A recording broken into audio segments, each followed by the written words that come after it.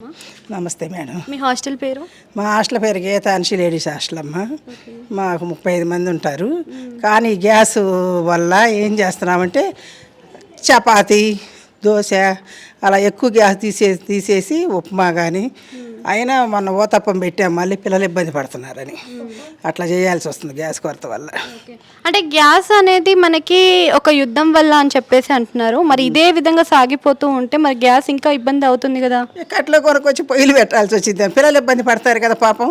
వాళ్ళు చిన్న చిన్న జాబుల వాళ్ళు, మామూలుగా షాపుల్లోకి వెళ్ళే వాళ్ళు ఉంటారు. ఏదైనా చిన్న చిన్న జాబుల వాళ్ళు, మొత్తం మా ఫీజులు కూడా 5,000 దాకే ఉంటాయి కాబట్టి చిన్న జాబుల వాళ్ళు వాళ్ళకి ఇబ్బంది పడకుండా చేయాలని చూస్తున్నాం మేము కూడా. అంటే ఇప్పుడు కట్టెలు పొయ్యి అంటే కట్టెలకి కాస్ట్ అవుతుంది, మళ్ళీ గిన్నెలు తోమాలి అన్నా కానీ ఎక్కువ శ్రమ అవుతుంది. మళ్ళీ బిల్డింగ్లో ప్రెసిడెన్సీ ఉండాలి కదా, కట్టెలు పెట్టాలన్నా కానీ ఉండాలి కదా. ఇక చూడాలి ఏదన్నా చేయకపోయిద్దా ప్రభుత్వం అని.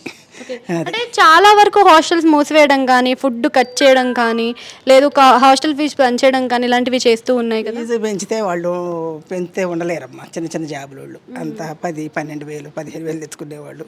పెంచితే వాళ్ళు ఏమంటారు, మళ్ళీ వాళ్ళకి కూడా ఇబ్బంది పడకుండా పెట్టాలని చూస్తున్నాం మేము కూడా. మీ హాస్టల్లో ఎన్ని గ్యాస్ సిలిండర్స్ అవుతాయండి? నెలకి 3 పడతాయిరా. నెలకు 3 పడతాయి.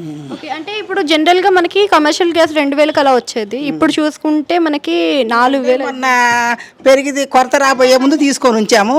ఇక ఇది అయిపోతే కానీ మాకు ఎంత పడేది తెలియదు.